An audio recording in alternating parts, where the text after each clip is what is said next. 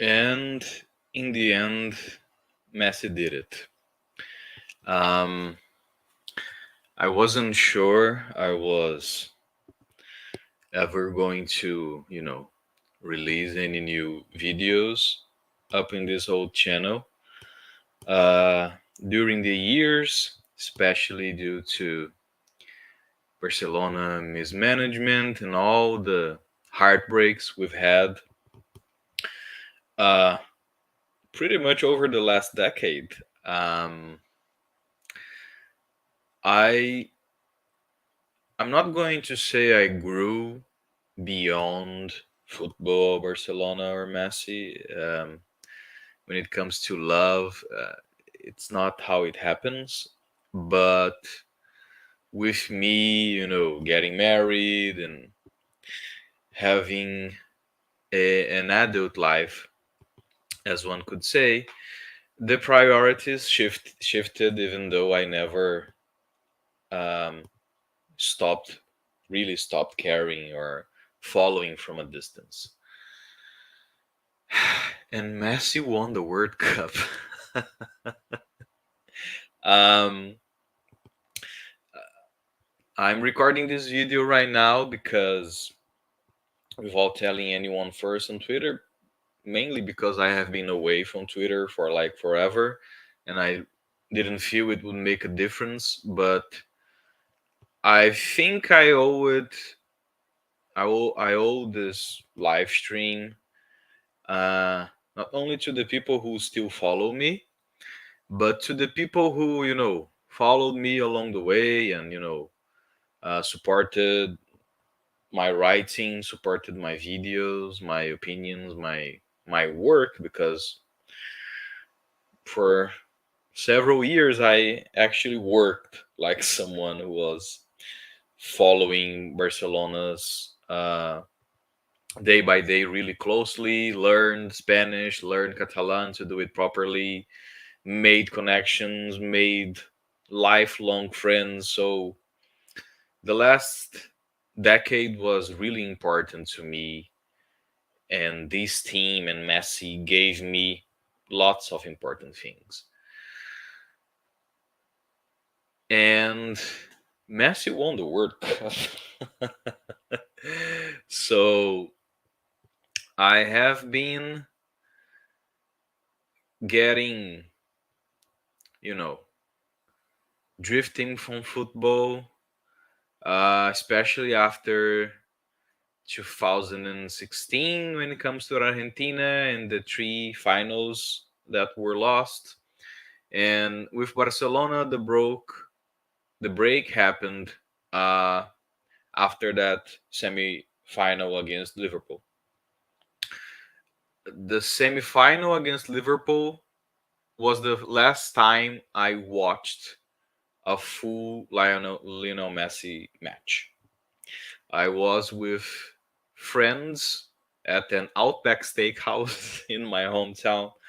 I watched that free kick. I watched the other goal. I watched Dembele missed that chance, and it was the second match happened like a few days before my wedding, so I was dealing with loads of stuff. And when the inevitable happened and Valverde, like the long line of coaches who failed Barcelona and who failed Messi, did what he was always going to do, I just stopped watching and I just, watched the highlights and especially the Messi compilations.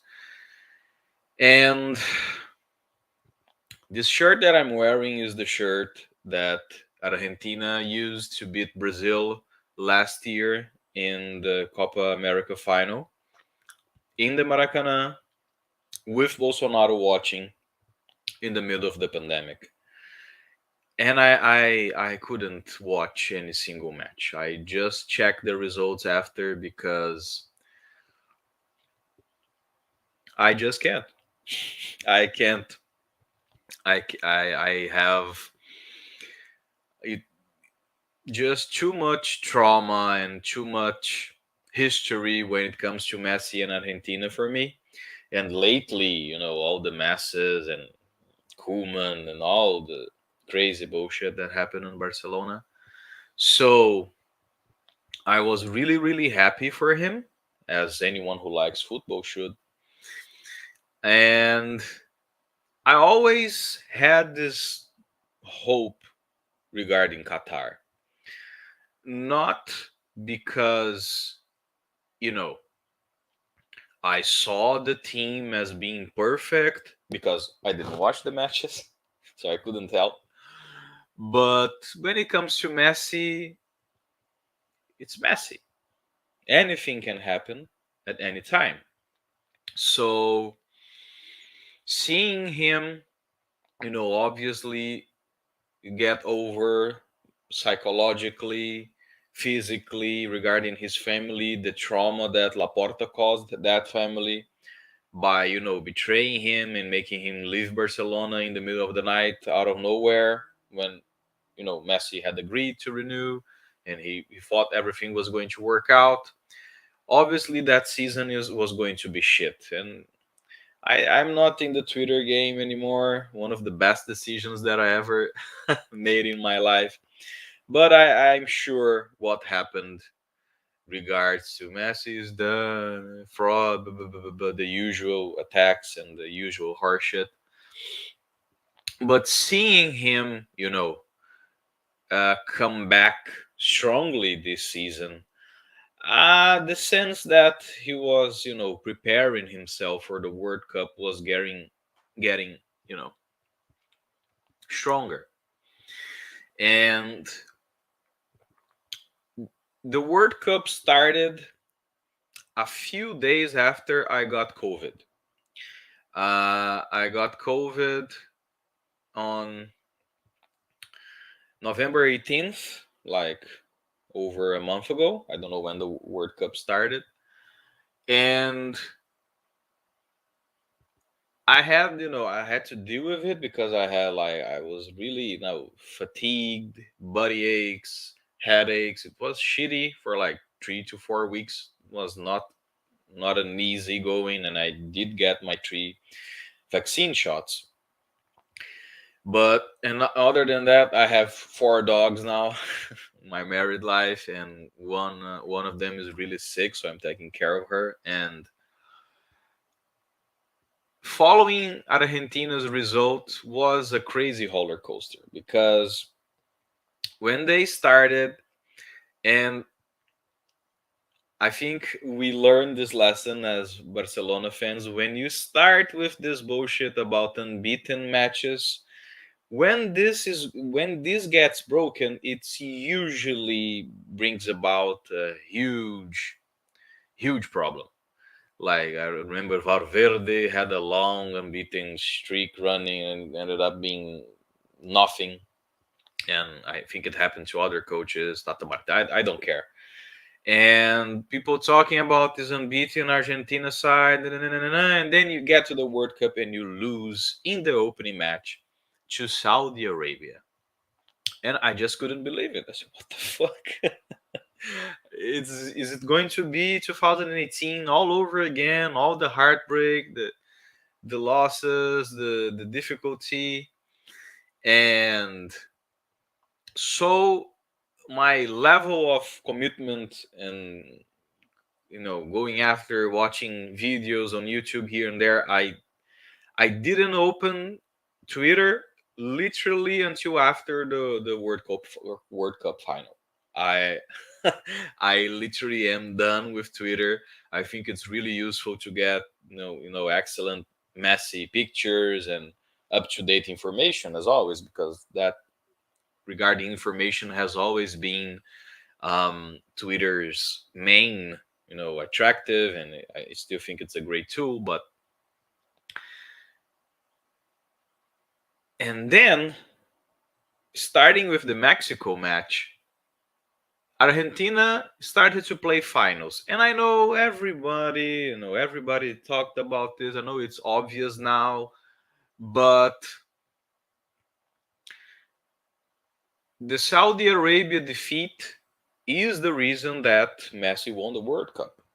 That the way that the team had initially approached, the the changes that Scaloni made, the choices that he did, the risks that he took with the young players, um, simply were the basis for the title. I will watch every single World Cup, match from Argentina. Obviously, I watch the highlights and the Messi bumps and whatnot. But it's really telling that after 1 hour of football against Tata Martino's Mexico, Messi scored that crazy long range goal, and then he made the assist to Enzo Fernandez. That things were starting to click. And then the Poland match was really interesting to me because they did it without a direct influence from Messi. No goal, no assist. He missed the penalty, which I think was the most um, educative, most important penalty that Messi missed in his career. Because after that, he pretty much took penalties. From the quarterfinals to the final, he took penalties in every match, and he nailed them, every single one of them. And the Australia match, Messi had a great performance, and people were raving about it, and the runs were amazing, and the Lautaro Martinez thing started to, become clear that sadly the man was not. Well, it was not his World Cup. Besides that, the penalty against the Netherlands. And to be truly honest with you, the moment I knew that this time Messi would win the World Cup, it was the assist against the Netherlands. When I saw that assist, that uniqueness of that assist, the level of skill, the impossibility of the everything, and to see like the fullback scoring the goal, I said that is Maradona 86. He's going to do it. And I think the Netherlands match was really important because it showed that this version, this old man Messi, if you want to call him, this 35-year-old version of him, it's really not about to take shit from anyone. And Van Gaal has been a despicable person in terms of, the way he talks, the way he treats people, the way he treats reporters. I 100% sure that he is really racist against South American players. It's just history. I don't care. And all like Van Bommel talking and their goalkeeper, and on and on and on. So I think it was really important to have that match in terms of you know team building and character. Obviously, the Australia match already showed it, but this team's inability to close off games and to fuck up on the last 10 to 15 minutes started to show up. And Argentina had a great um, they played really great on the extra time, and then penalties is Dibu Martinez time. And let me tell you, Martinez is a freak. He is insane. One of the best goalkeeping performances I have ever seen anywhere, especially on the World Cup. The man is insane. You have to be arrogant and crazy and uh, a lunatic to do what he does, and he did it well. Um, while it happened, Croatia and Brazil were playing, and obviously everyone who followed me knows my opinion about the Brazilian national team. I don't think the Neymar generation should ever lift a World Cup. Um, when you're talking about Messi and his professionalism and everything that he means, and you have someone like Neymar with his, usual injuries in February to um, Hey guys, so thank you. Yeah, Debu is insane. Hey Niall, thank you. Yeah, I'm recording this video. I hope it's 1 hour long at most. I will post it there and let it be because Twitter game is really is really over for me. But thank you. And what was I saying? I was talking about Brazil and Tite in the end. uh, he really sold himself like someone who was really sophisticated, intellectual, and different, and the psychologist and the strategist. But in the end, he reacted the same exact way that Dunga, who is a fucking thug, who used to call out the journalists, and he was like a shitty person, the same way that Dunga just left the field when the Netherlands beat Brazil in the 2010 World Cup. Tite, who was supposed to be the superior being, did the same.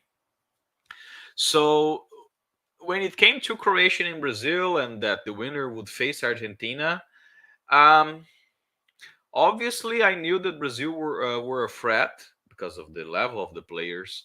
But looking back at the titles that Messi had won with Argentina, the big ones, at least the Olympic gold, where he faced Brazil with Ronaldinho in the semifinals, and obviously the Copa America final.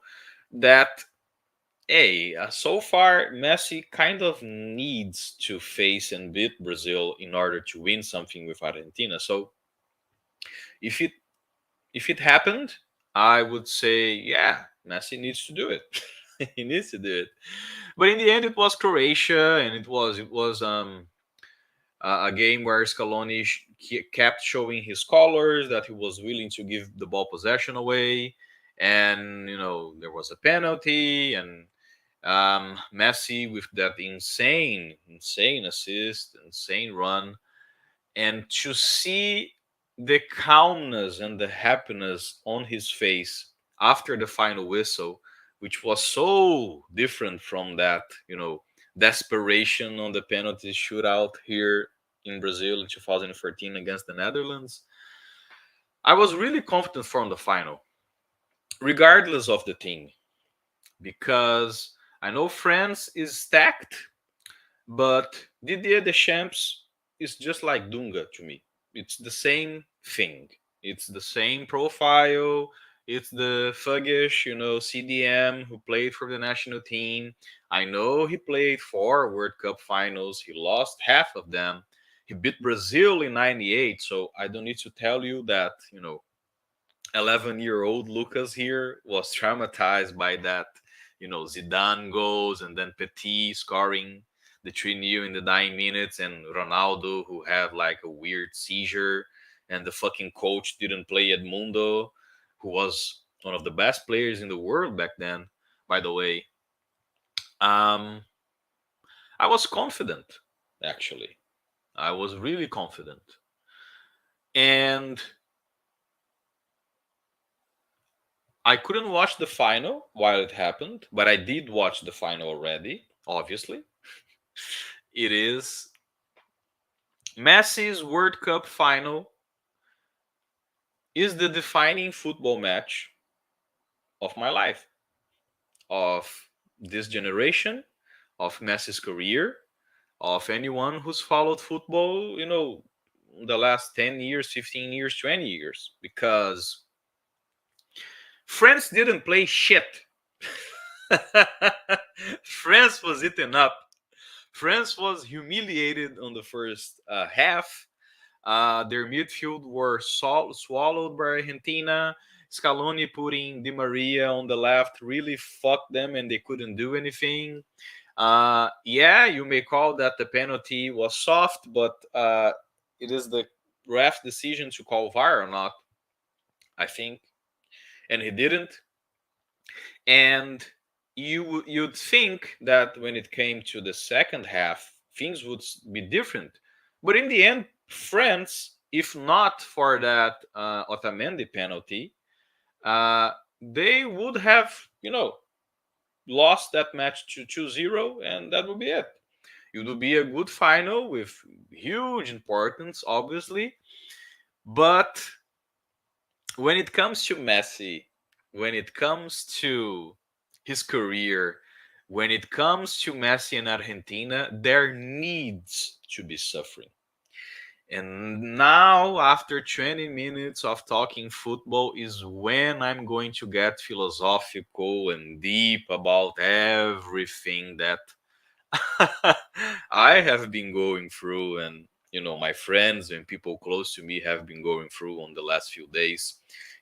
Following Argentina, and especially during, after, and this 3 days after the final. Um, because it needed to be this difficult, because that's what Messi's whole life regarding football has been. It's been sacrifice, it's been insanity, it's been huge obstacles, and huge, unattainable, historical, the greatest of all time success. So Mbappe got that penalty. Mbappe, who is a really talented striker, is just the new Cristiano Ronaldo. There will be others. But when it comes to owning every single aspect of football, of attacking football, of being an offensive player, like Messi is with the finishing and the dribbling and the passing and the positioning and the thing, it's it's not even it's not even close. It's not comparable. It's not comparable. So Mbappe had a penalty, and then whilst Argentina were still like dealing with the shock of conceding out of nowhere, because France hadn't been, a serious threat up until then, he scored that beautiful volley whilst being unmarked, and that was it. And Argentina kept on, and Messi scored a 3-2 in the extra time, and France's penalty, Mbappe's hat trick, that was an unexistent penalty, because a French player touched the ball with his hand before the other player like shot, and it touched the arm of the defender. Mbappe got the penalty, so we were robbed out of Messi beating France 3-2 with the extra time, and having the winning goal of the World Cup. He started the World Cup at 19 with Serbia and Montenegro, scoring with his right foot, and then he ended it winning the World Cup with us his right foot, with a goal scored with his right foot. It was perfect, but it needed to go to penalties. It needed the drama, and Dibu Martinez kept his insane streak, because he only stopped one penalty, but he was all about that second one. He was there. If the ball had went in the right direction, if the guy hadn't missed, he would have caught it as well. And to see Messi get that MVP award and kiss that trophy and stroke it, and then everything that happened afterwards, and everything that's been going on, like 5 million people were out in the streets in Argentina yesterday. I mean, it's totally insane. Totally insane. And now it's when I get on the human side of things, which is the kind of stuff that I worry about and think about now. Football is marvelous. Football is the best sport there is. But what makes it special is the human connections and dramas and histories that are related to it.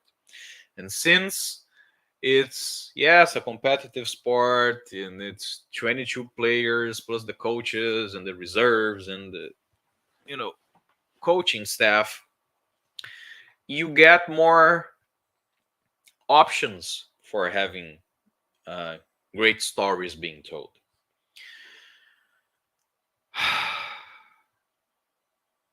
And Messi's story, it's about little kids and their grandmothers. It wasn't that coincidence that besides that great, muchachos, ahora no volvimos a ilusionar. Quiero ganar la tercera. Quiero ser campeón mundial. Y al Diego, que desde el cielo lo podemos ver. That song is awesome. And it's heartfelt.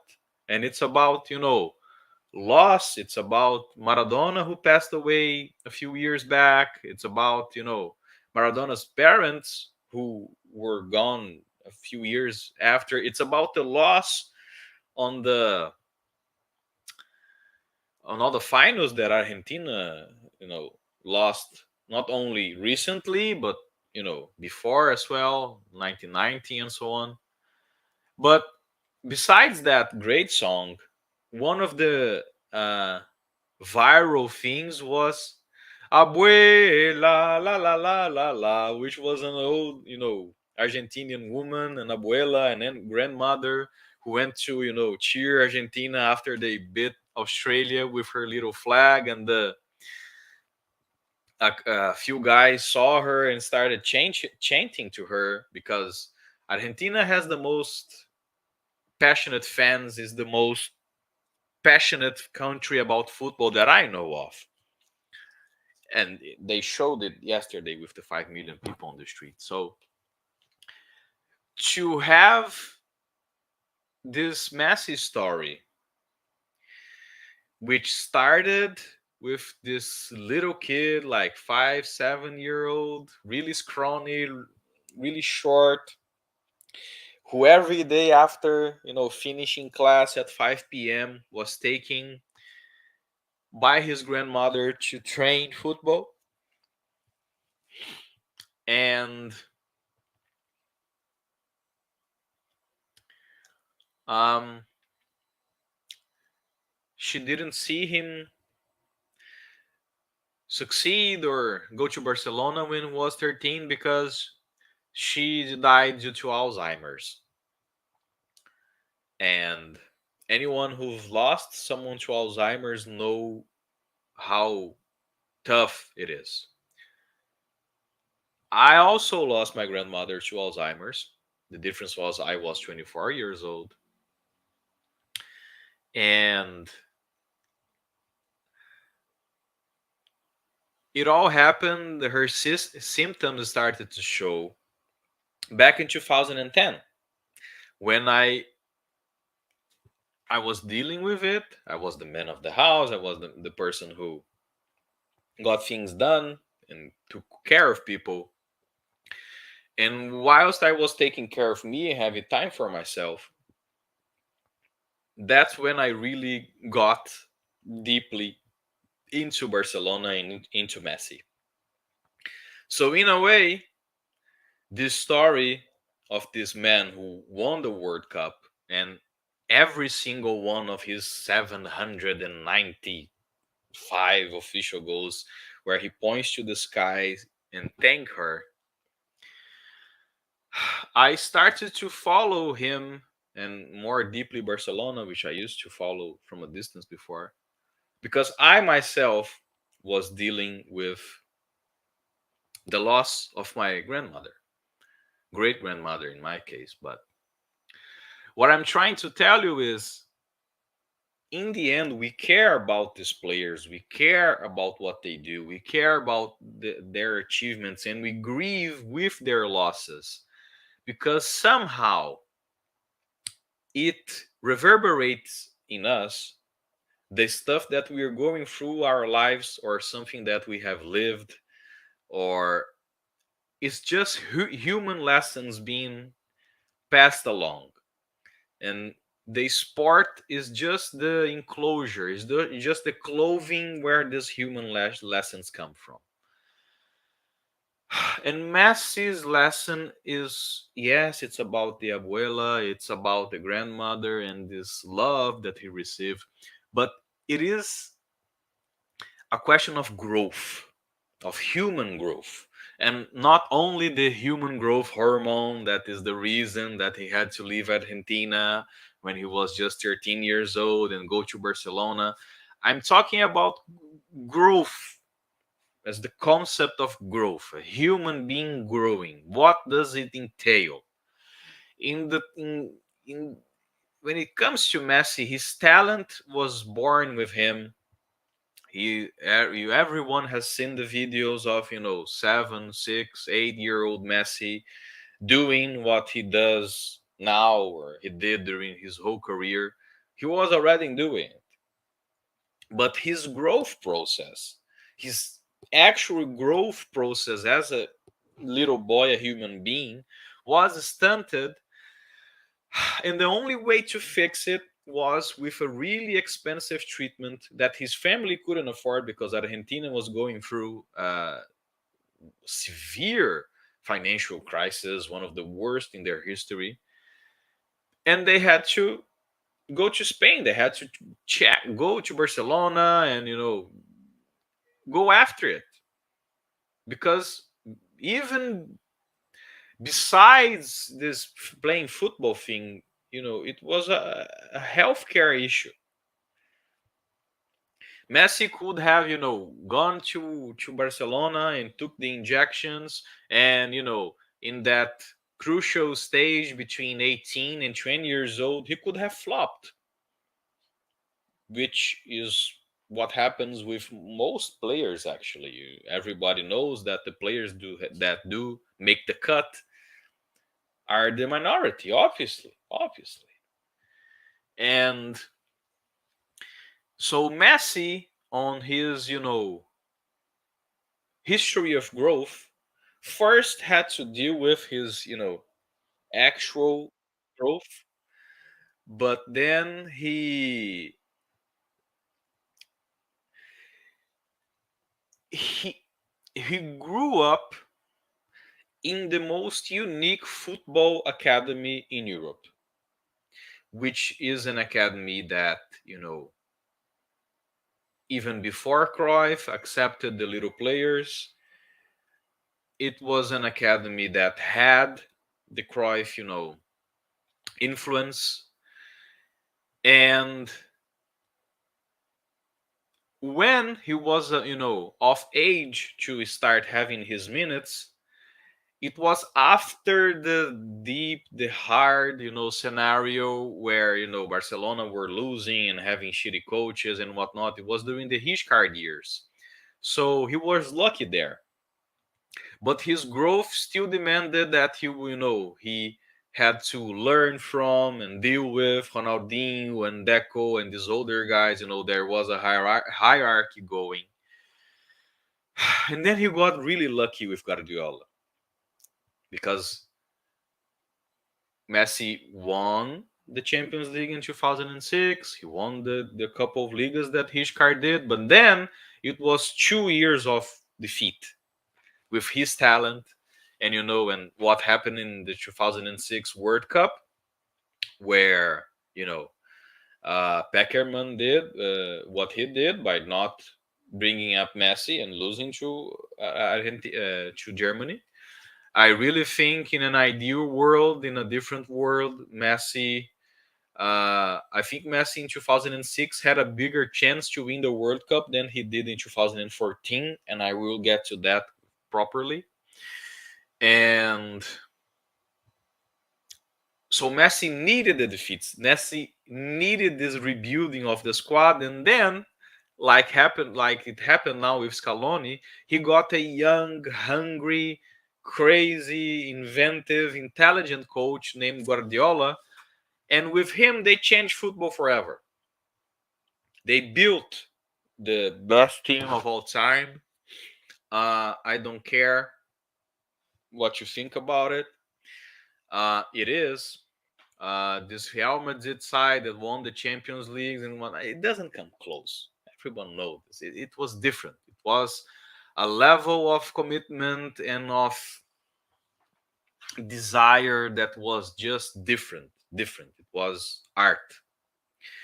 But even during the Guardiola years, the first year, the six titles, the everything, the explosion, perfection. But in the second year, the football gods, or the undying lessons and the hardships that we need to grow, started to pop up. And a fucking volcano popped up in Iceland. And Barcelona had to travel to Italy by bus.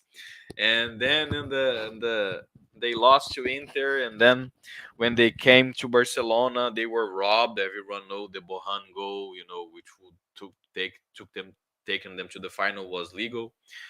And Messi had to deal with that. And then came 10-11, which up until Sunday, up until the World Cup final, uh, we had my defining moment, the most important goal that I watched live, obviously not there, but on the TV, which was Messi's goal against Real Madrid on the semifinal of the Champions League, where he went through everybody and scored with his right foot.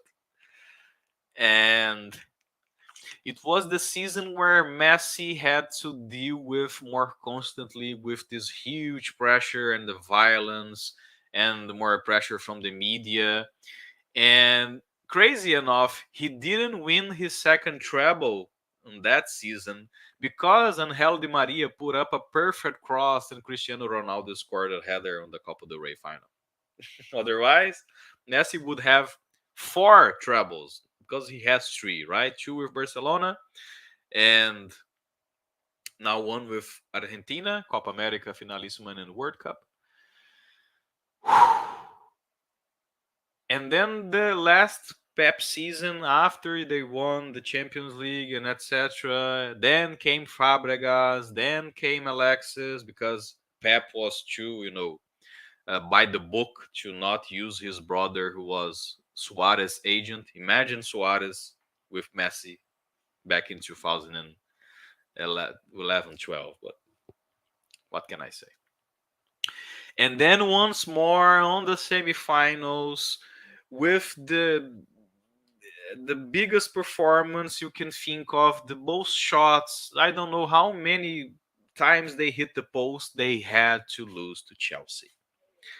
And then I think Messi's actual hardships and his nightmare started back then because, and I was thinking about it, it was really crazy that when Barcelona's descent started to happen, Messi and Barcelona were starting to wear the t-shirt with Qatar, first Qatar Foundation and then Qatar Airways, which, looking back, after he won the World Cup in Qatar 3 days ago, it was pretty much saying, "Hey, you are going to go through hell for pretty much a decade now, okay? But uh, while you're going through it, the place where you're going to get your redemption, the place where you're going to achieve the Olympic deity status that everyone who paid attention to him knew that he has been occupying forever, but the world will recognize is Qatar. So it's really crazy to think that, enduring that Chelsea loss and then that crazy Tito Villanova season with the Bayern humiliation and, then Tito's death. I mean, that fucked up Messi as well. He had known Tito for most of his life. He coached him in La Masia.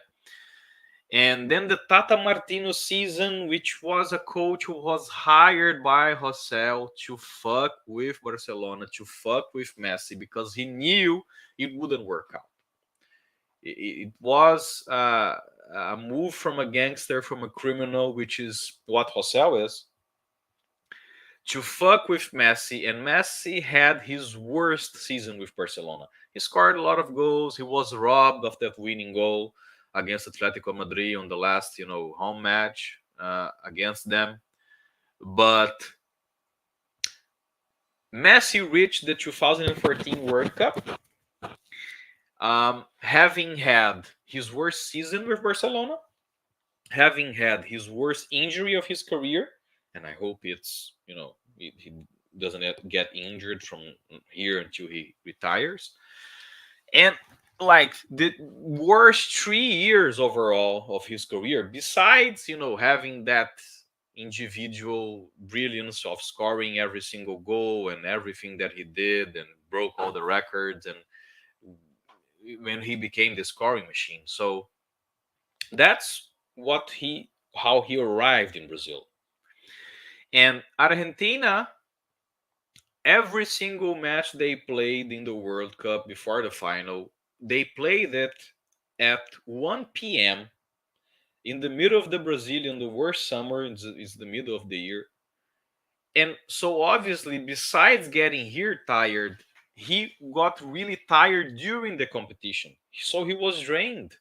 I was at the Belgium game. It's the only match that I got to watch Messi live so far. I still have hope to watch him at least once more before he officially retires.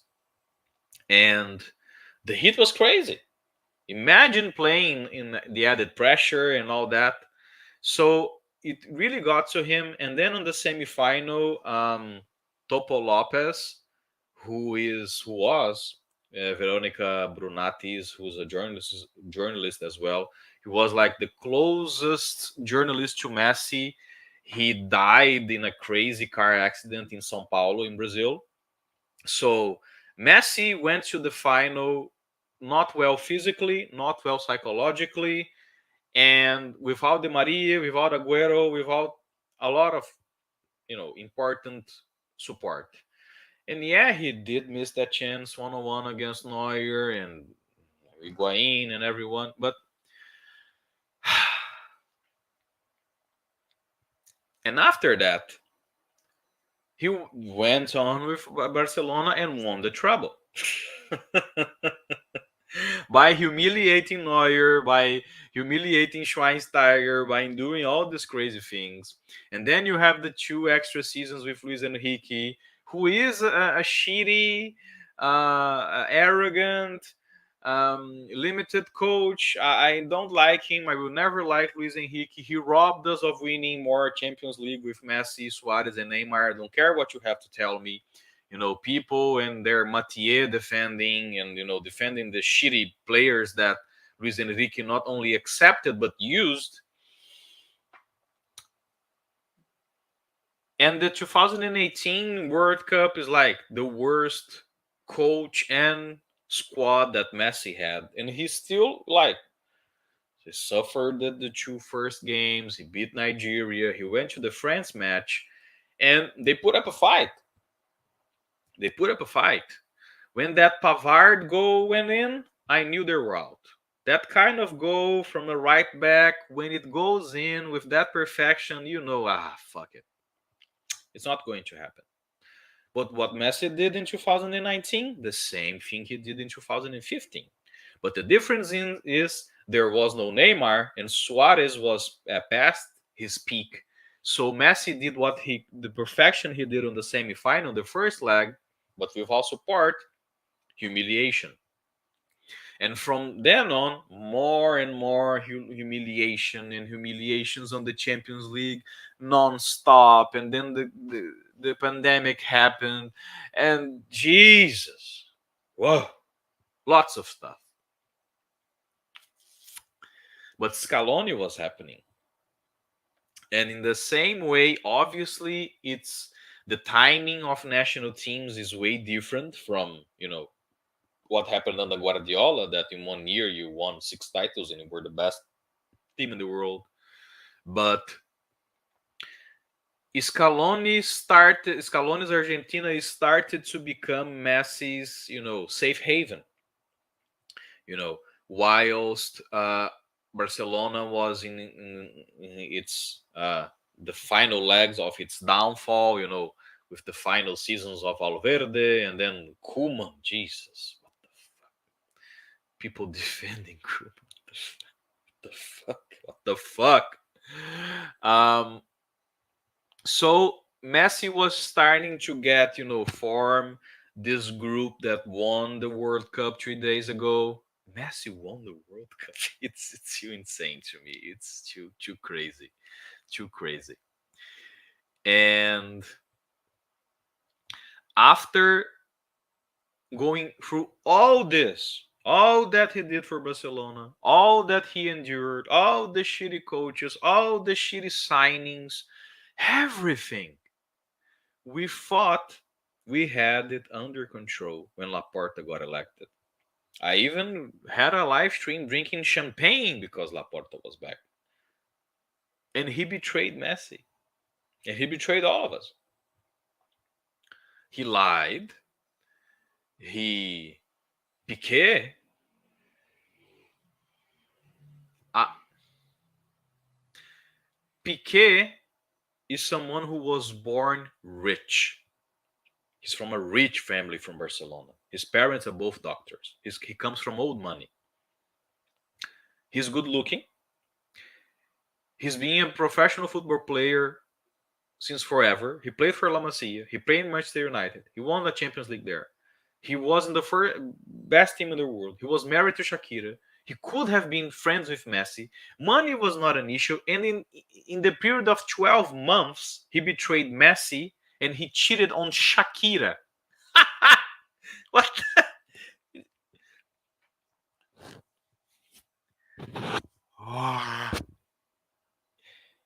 Like masculinity, it's something hard. Piquet could have remained one of the happiest people on earth, playing with Messi, winning titles, taking the pictures, sleeping with that marvelous woman, having a great life. But no, you have to be greedy. You have to be, deceitful. You have to betray someone like Messi to say that you are the captain. I'm the captain now. I'm the man. I slept with someone. But for Piqué, the thing is, without Laporta's betrayal, without this complete and cruel, and it's the worst thing that happened to Messi as a person since he became,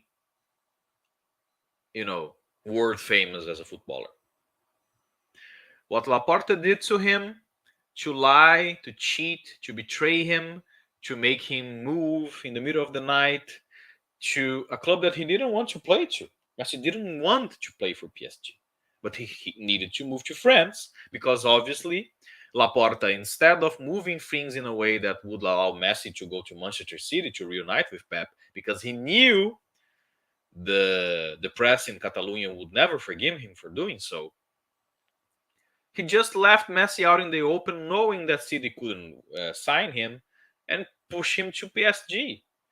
So, like, if his whole life torn asunder, his routine, the life of his kids, his wife, everything, he needed to move to that fucking city, to that fucking league, to that fucking team, to that fucking Pochettino. Did to play with Neymar again, and then with Mbappe's arrogance and fuck. Imagine the depression. Obviously, Messi was depressed for I don't know how many months after leaving Barcelona. Obviously, 20 years in Barcelona. How could he not?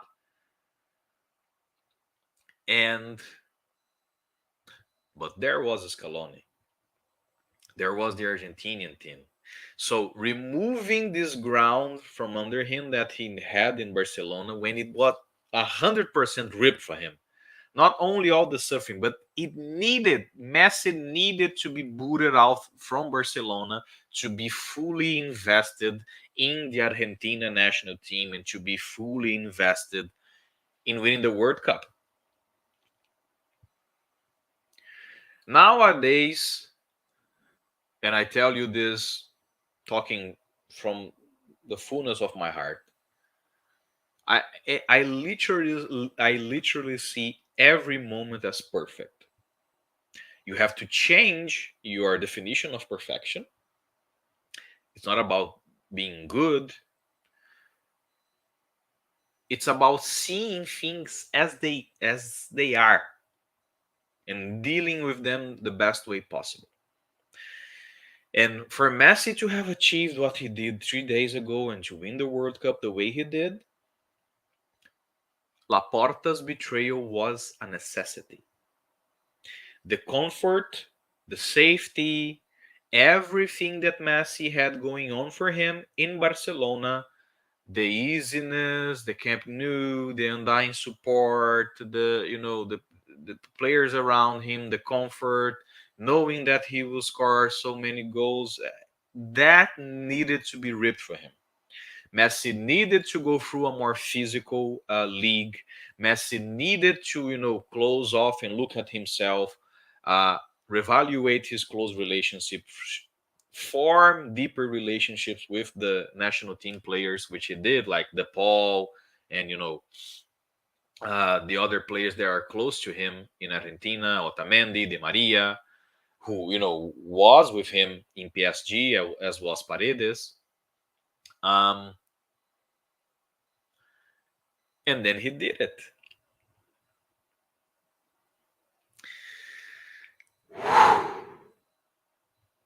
And then he fucking did it. So, to close off this live stream, what I'm trying to say is that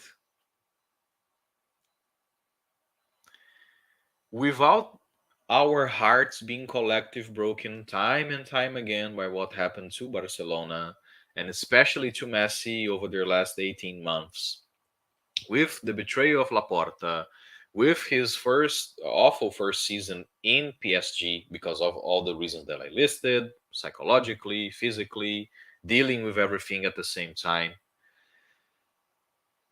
He found footing, he found his ground to step upon on his family, on his friends, and on the Argentine national team. He prepared physically for this World Cup. He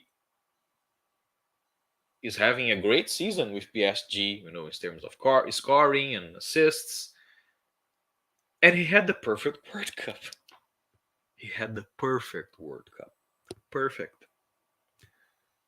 The defeat to Saudi Arabia was perfect because without that shock, without the changes that were made, Argentina would have not won it.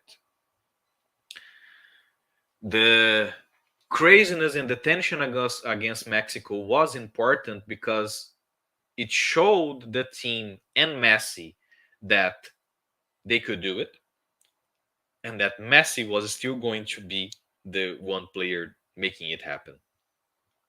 The win against Poland, his penalty miss against Poland showed that the team could take care of itself, that Messi, as different as it was from 2014, where he was involved in every single one, but one of the goals from Argentina. He was involved in 88% of the goals that Argentina scored. They could do it without him. And Messi learned that from now on, he couldn't miss a single World Cup penalty.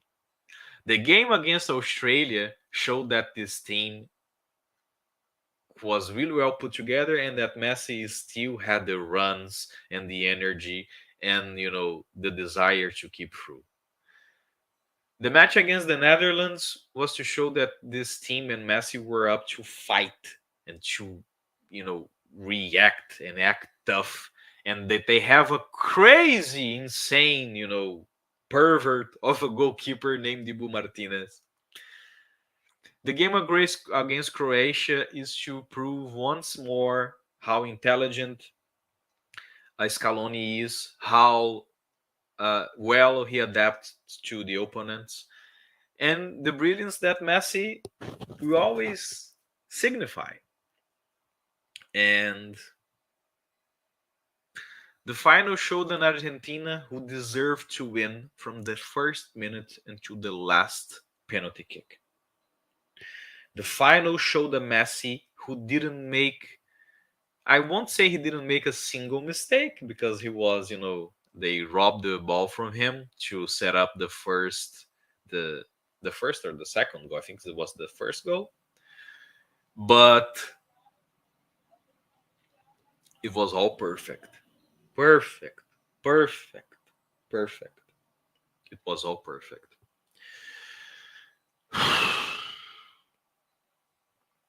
So this little kid who needed to be walked by his grandmother during his whole childhood, who lost his grandmother Celia, to Alzheimer's when he was 11, and that fucked up the whole family, who, has been dealing with being kicked and fall and hurt since he's a little child, so he's really used to it by now, who needed to let go of his mother and his brothers and his sister to move to Barcelona with his father to chase his dream, and especially to get the healthcare and the treatment necessary for him to grow as a human being, like physically, to go through all this crazy roller coaster that he did on Barcelona, on the winning days of Rijkaard, on the losing days of Rijkaard, in the winning days of Pep, and the disaster that Pep, the few disaster days that Pep had on the Champions League, on the awful seasons that he had after Pep left, like um, 12, 13, 14, Tito's death, Tata Martino, and then, oh yes, all the craziness in the World Cup 2014. All of that. This roller coaster of life giving you highs, and then you going through lows, and then all of this crazy roller coaster is what shoot him up to achieve what he did. So I couldn't be happier for him. I couldn't be happier for anyone who likes football and likes Messi and follow this crazy story.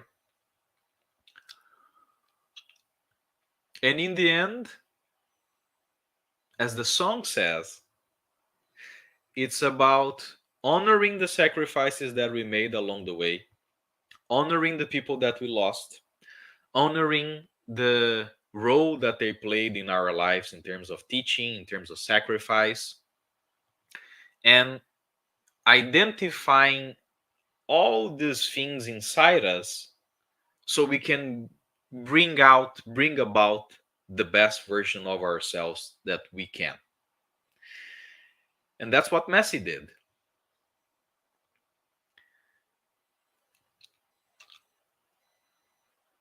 The man never stopped. After 4 finals lost with Argentina, because it's not only 2014 World Cup, 2015-16 Copa America, there was a 2007 Copa America loss, and the other heartbreaks at the World Cup, obviously. Everything he went through Barcelona, everything was necessary and perfect to allow him to have the World Cup that he had, to lift the title, and to give this sense, which a lot of people are saying, that he completed football. Messi did it. He did it. It's done. No other player has what he has. Every other player that you can name, there's something missing. Nothing is missing to Messi. Nothing.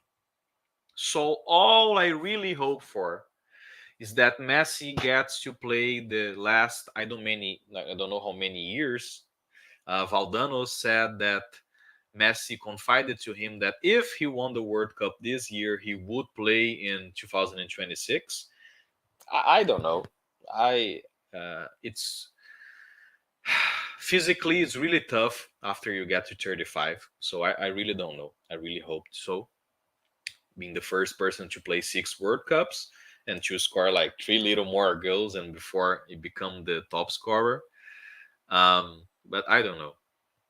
I just hope Messi gets to be happy, gets to play football without the other pressure, gets to perform like well, gets to compete, knowing that all this history and all the losses and all the bad shit that happened to him gave him the ultimate prize, gave him the one trophy that is the hardest to get. Because as that Dibu Martinez save on the 123rd minute and 33 seconds of the added time, that crazy one-on-one he saved with his left leg showed the World Cup is really, really, really tough to win. And Messi did it by being the MVP. By he didn't The only reason he didn't win the top scorer award is because they gave that invented penalty to France. But let Mbappe have his little award. Mbappe is just another Cristiano Ronaldo. There isn't another Messi around the corner. Messi wasn't passing now Mbappe is going to be the leader. Mbappe is just another Cristiano. He may score all the goals he had, but we will not watch, we will not experience a player as complete as Lionel Messi is, a player with the history, with the life story that he has. So just enjoy him. As Guardiola says, just watch him. And every time you do, remember what he went through. And every time he scores, remember that he's honoring his abuela. Abuela, la la la la la. Remember the Argentinians partying. Remember the Argentinians' immeasurable love for football. And remember how special and magical this World Cup was. And that's it. I thank to the people who came by in this live stream. I have no idea when I will come back. Possibly only when Messi retires or if Messi win a Champions League or I don't know, when something big happens. I love every single one of you. Thank you so much for being on my life story as well. I've learned a lot with this passion and dedication to football over the years, and that's it. Messi won the World Cup. Lionel Messi is a World Cup champion. It's still crazy to me and will always be crazy to me, but it's reality and we better enjoy it. So take care and enjoy, amigos. Campeones! Campeones! En Argentina nací, terra de Diego y Lionel, y los pibes de Malvinas que jamás olvidaré. No te lo puedo explicar porque no vas a entender las finales que perdimos, cuántos años las logré, pero este se terminó porque en el Maracaná, en la final con los Brazucas, la volvió a ganar papá. Muchachos, ahora no volvimos a ilusionar. Quiero ganar la tercera, quiero ser campeón mundial. Y al Diego, que desde el cielo lo podemos ver, con Don Diego y con la Tota, alentando la Lionel. Y ser campeones otra vez. y ser campeones otra vez.